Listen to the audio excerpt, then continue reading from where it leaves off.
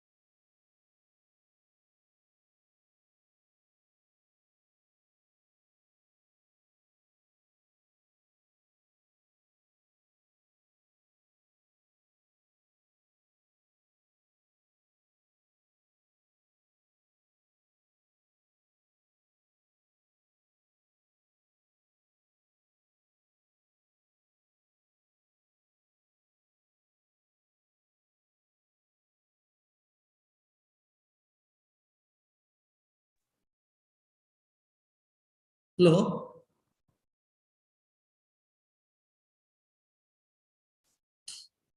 Yes, sir. We can hear you, sir. Okay, ma'am. Some small issue with my camera. I'm not able to switch on. There is not allowing that. But I am. No problems. No problems. You can start now, sir. Yeah. Insha, you are there? Yes, sir, I'm here. Any questions? Yes, sir, we do have questions. Okay. There is one question from Sagar. So he has a question about. Can you send it in chat box so that I can reply instead of? You, sir. Yes, sir, I can just send it. Because I'm not able to see any questions. That's why. Okay, sir, I'll just send it.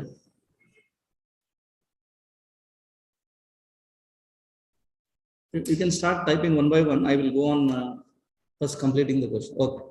This is the first question, sir. Yeah, thank you. You go on typing. I will get typing. Sure, sir. Yeah. So very good morning to all of you for joining this live session. Welcome to this session. Insha is there. She is the TA for this course. So let me take one by one. The first question from Vidyasagar, he says, can you give an idea of the thickness of glazing layer vis-a-vis the thickness of ceramic portion? Thanks, Vidyasagar. So Vidyasagar, the glazing is a very fine coating on the ceramic surface. Generally, it will be in terms of micro meters. So very, very thin layer on the ceramic portion, just to ensure that it is more hydrophobic, like water droplets do not collect on the ceramic surface. And that is one of the reason where the pollutants should also not collect on the surface. It will be in micrometers, very, very thin layer in comparison to the ceramic portion.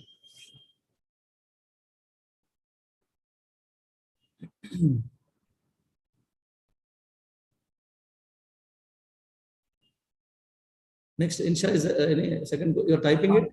Yes, sir. I'm typing. I've sent the question. Okay, fine, fine. If there are other questions, you can please type the questions in the chat box. I will be able to answer. Okay, sure, sir. I am consistently doing it. Yeah, others who have joined can still type the questions. I will try to answer.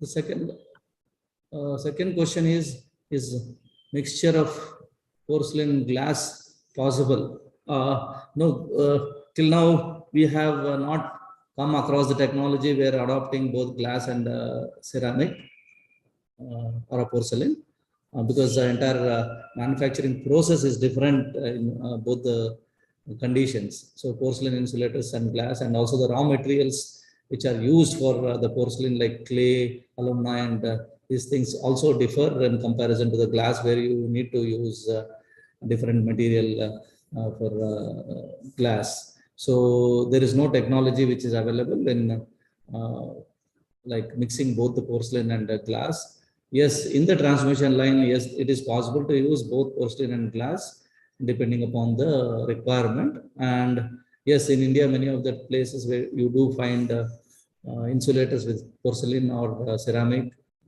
Glass, very rarely use it, but in European countries, most of the places they do use the glass because of the material cheaper availability in that particular conditions, countries. So mixing is not possible. Transmission line insulators, yes, it is possible. In the line, you can have both ceramic and glass together. That is possible, yes.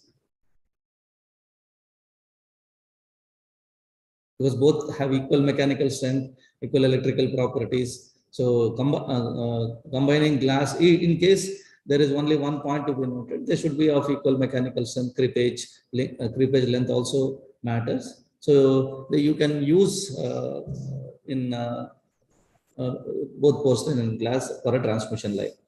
Manufacturing, I was mentioning initially, it is big tough. But transmission line or distribution line, you can use both. So then there is another question regarding the radio interference voltage generated by the insulator. After that, no, yeah. So is the radio interference voltage generated by the insulator or the presence of high voltage? Thanks, Vidyasagar.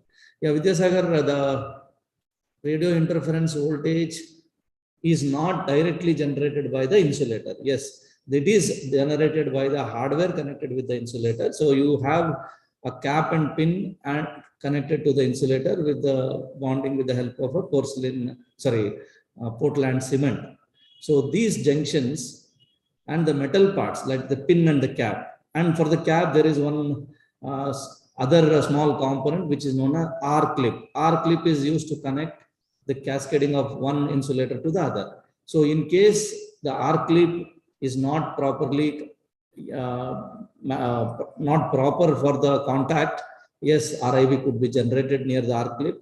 RIV could be generated because near the pin junction, near the cap, on the surface of the cap, if it is not properly taken into consideration. So surface roughness matters, and RIV and corona are generated because of the hardware, not on the insulator side. Then you have coating of RTV coating against ice and snow. Here I have not seen the name of the participant. Anyhow, he says in this slide it is not mentioned the RTV is not efficient against icing conditions. But at 1840 minutes, it is mentioned that effective against icing and snow. There are mutually contradictory. This is an assignment question also in this regard. Okay, Vidyasagar. Vidyasagar, let me check. Yes, normal RTV coatings over a period of time, they may not be able to perform the conditions like hydrophobic effect or trying to see the pollutants accumulated on them. But there are what is known as super hydrophobic coatings, which are being used in the present day. So these super hydrophobic coatings do help in accumulation or against the accumulation of ice and snow. Yes, normal coatings to a certain extent, and after that it loses its properties. So there are several coatings which have been in the commercially available, and many people are working in this area. So they have come up with better coatings, and this is available where they are much better. And these are most of the time are being used for conductors and also for the insulators to prevent the ice accumulation, snow, and also the pollutant accumulation. Vidyasagar, thank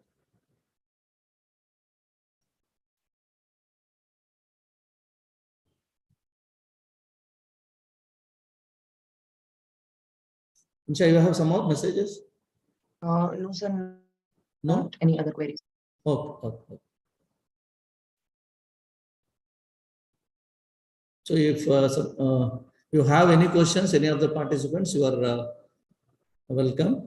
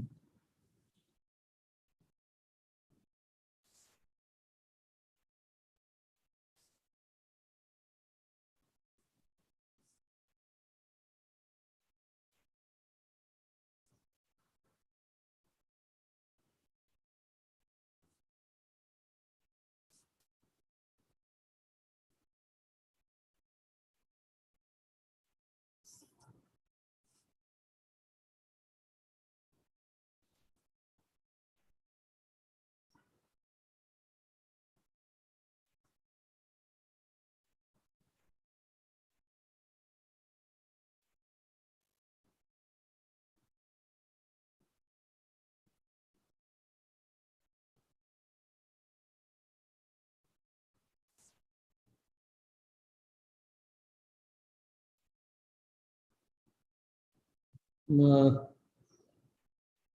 think Vidyasagar has one more question. The resistivity mentioned here, 1500 ohm centimeter and 50,000 ohm centimeter, is at variance with the table 4 of the previous lecture. There is an assignment question also on this aspect. Kindly clarify the exact requirement. Thanks. Vidyasagar, we will get back. Insha, please note down this. I need to check to that lecture, and then we have to clarify. Insha? Sure, sir. I'm here. Just check this one. There is a query by Vidyasagar. He says 1500 ohms and 500,000. I'm not able to have immediately the slides here. We will check and get back, Vidyasagar.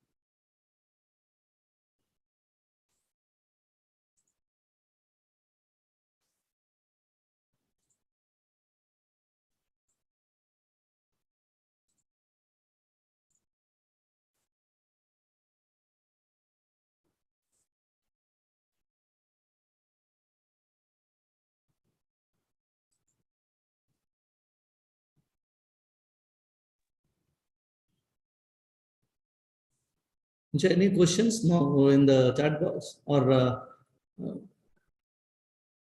Yes, sir. I've sent another question. okay.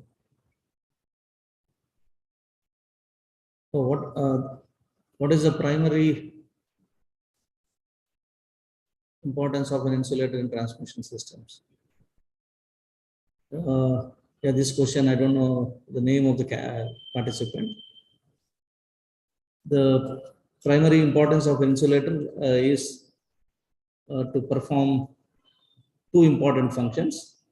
One is to electrically isolate the conductor, high voltage conductor, and other is to mechanically support to the tower. Yes, Sheikh Samina Begum,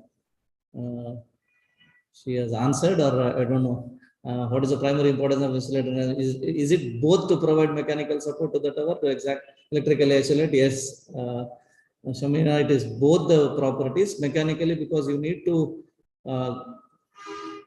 see that the conductor is firmly connected to the tower. How do we connect? Conductor is at high voltage, so you cannot directly connect to the tower. So that is the reason the insulator is supposed to be used for mechanical support. And also it has to electrically isolate the conductor. There is a minimum clearance need to be available for the conductor. Else there could be a flashover between the tower and the conductor. So that is the reason it has two important properties.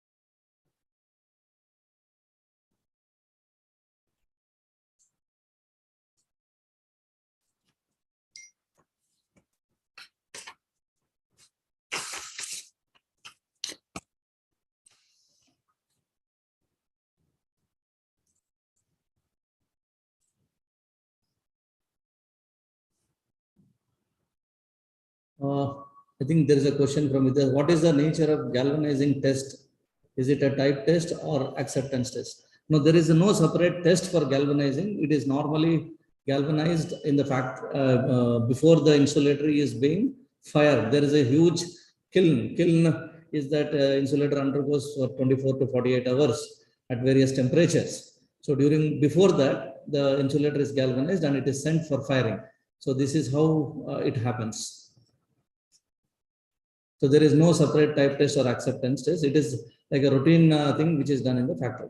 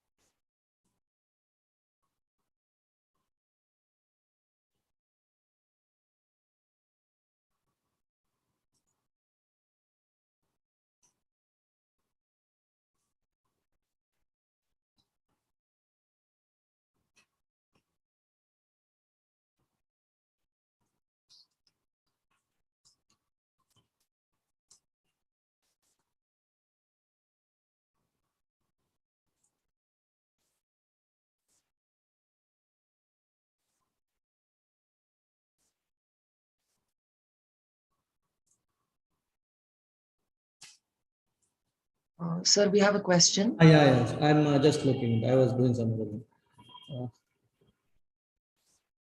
There is a question from Siddesh. He is asking about what are the effects of lightning strike on hybrid insulators. Yes, Siddesh, lightning strike directly on insulators normally are not reported. So the lightning strikes which are happening on the transmission tower, generally we have an earth or ground wire which is connected on the topmost of the tower. Yes, there are effects because of the lightning on the phase conductors in case if it happens.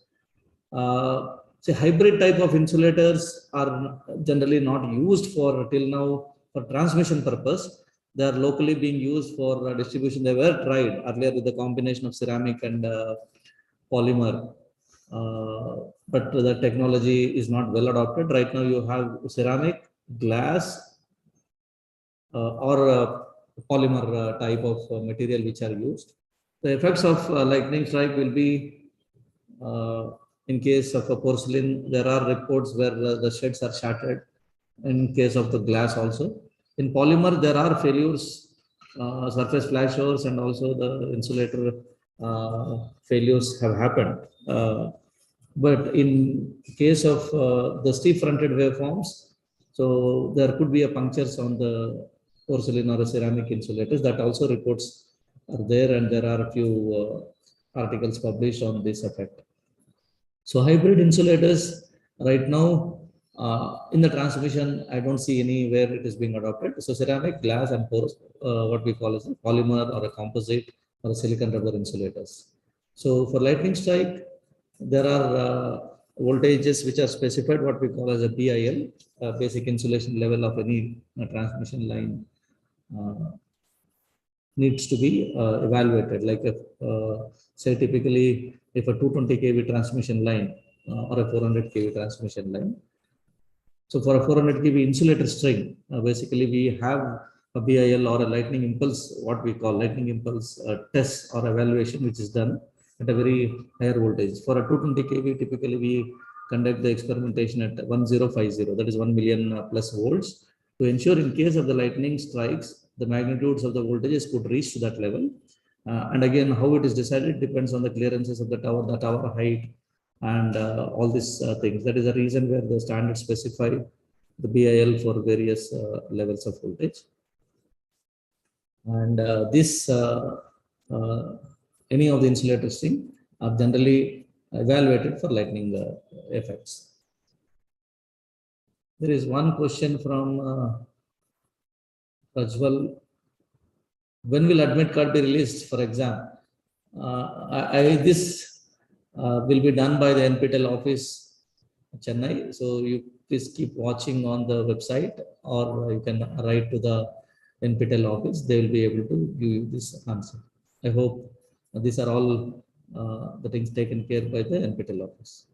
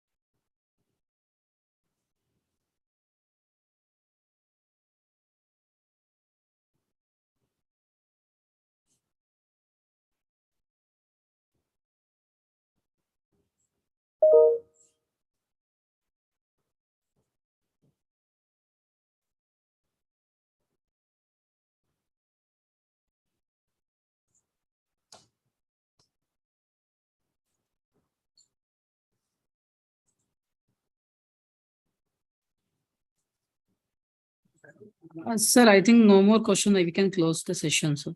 Okay. Thank you. Thank you. Right. Thank you, Insha.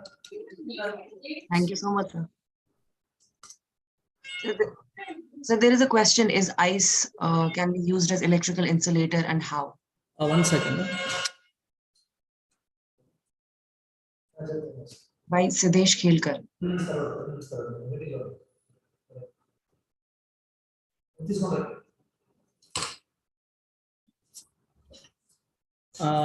Is the ice can be used as an electrical insulator? Yes, ice acts as an insulator when it is very at say very low temperature conditions, but it starts melting. That is the reason where you cannot use this as an insulator. It is not a fixed like an insulator where it stabilizes for a long period of time. It acts as an insulator at some temperatures, at very low temperatures, but not always it cannot be used. Once it starts melting, it like behaves as a conducting media. So there is another question that if RTV coatings are effective against ice and snow. Because RTV coatings are effective against ice and snow. Yeah, So that the first question we try to answer that the ice and this RTV coatings for a very short period of time, yes, they do have the capability of trying to restrict, but not always. They over a period of time it degrades, the coating gets degraded because of the corrosion, because of various aspects if the transmission lines are near the seashore and all. So they are trying to develop what is known as super hydrophobic coatings. Yes, these super hydrophobic coatings are being employed for both insulators and conductors, and these to some extent are trying to see the accumulation of ice and snow are prevented to some extent, but not again. You cannot say that there are coatings which are commercially available which will completely take consideration. No, till now there are various methods which are being employed. One of that is, yes, to a certain extent it does prevent, but again economically you need to see a lot of money is involved in these coatings and a lot of manpower, so a lot of time. So several of these factors also to be looked into.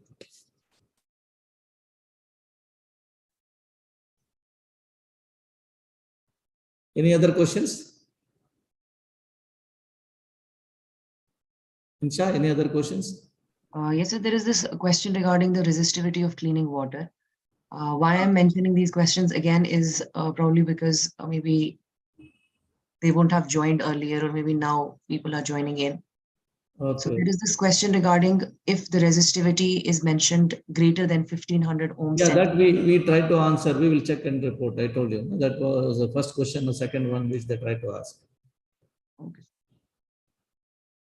In the table we have given because after that, if you use water which starts conducting, then it is a problem for live line washing. That is the reason the resistivity of water also is being given the values. So it cannot deviate. If it deviates and in the live line washing, so there could be conductivity. So we need to have water of that particular value which is specified for live line washing. Ohm centimeter.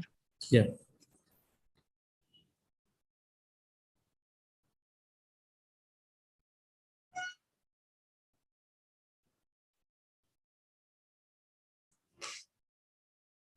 Then okay, if no questions, we can close. So thank you all for participation. Thank you very much, sir. Insha, thank you then.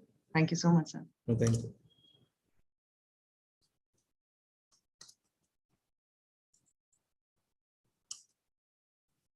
Okay, we'll close then. Thank you.